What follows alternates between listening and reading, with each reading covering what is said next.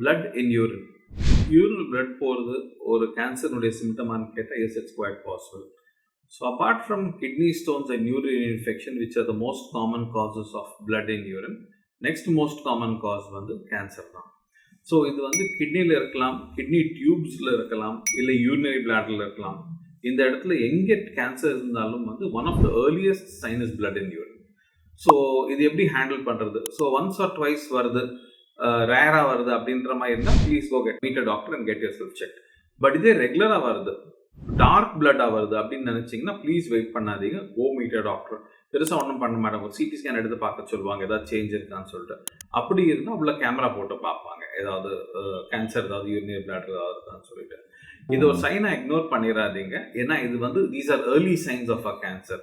So கிட்னிலையோ இல்லை டியூப்ஸ்லையோ பிளாடர்லையோ கேன்சர் இருந்து ப்ளீடிங் இருந்ததுன்னா ஏர்லி ஸ்டேஜில் பார்த்தா we can treat and cure you. அதனால இதை டிலே பண்ணாதீங்க.